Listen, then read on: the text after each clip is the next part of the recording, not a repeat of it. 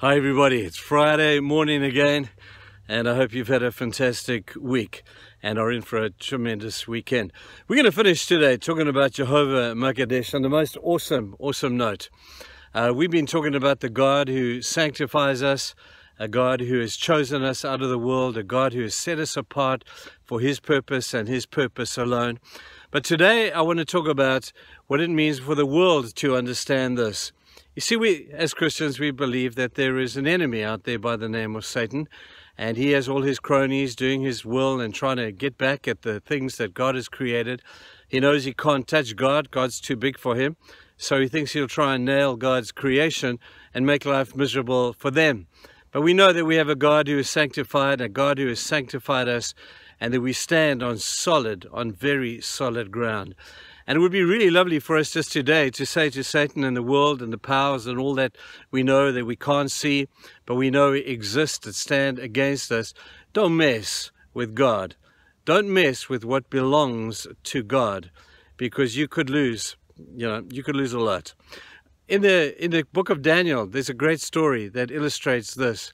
Daniel chapter 5, we have a great king. Well, he thought he was great. His name was Belshazzar. And he held a great feast. He had defeated the Israelites, and he had taken into his castle or his palace all of the beautiful utensils that the Jews used to use in their celebrations in their temple. And he took them out one day and he said, we're going to have a great party. After about a week, he said to the people, bring those things from the Jewish temple and we will use them for our own service. We will use them for our own party. And so they took out all the beautiful artifacts from the temple and they used that which was once sanctified to God for a purpose that it should never have been used. God could take it not very long.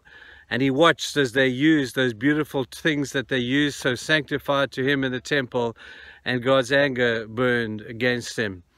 And there was suddenly, as he was in the heights of his party, he looked behind and there was writing on the wall and it said, Mina Mina Tekul Ufasan, which means tonight you have been put in the balance and you have been found wanting and your kingdom will be taken from you.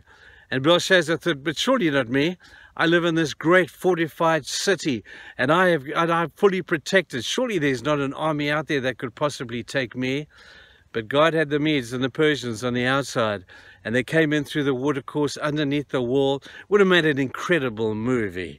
And they took the city that night, and everything that was prophesied came to pass. Now, here's the deal. Satan needs to learn a lesson here.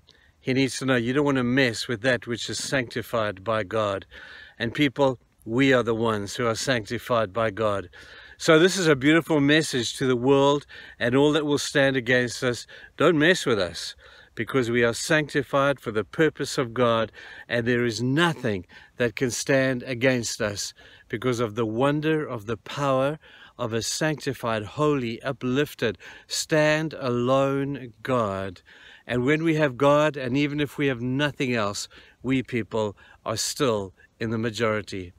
So I hope as we contemplate the wonder of a sanctified God, as we contemplate the wonder of being sanctified instruments and tools in His hands, we stand secure, people, to know that Jehovah Mekadesh is beside us, within us, He surrounds us, and He is, after all, the great God that we serve.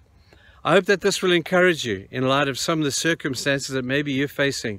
Maybe Satan is giving you a hard time and whispering negativities in your ears and whispering sweet nothings in them. And we need to stand against him, knowing that he has no stand against us because of who our God is. His name is Jehovah Mekadesh.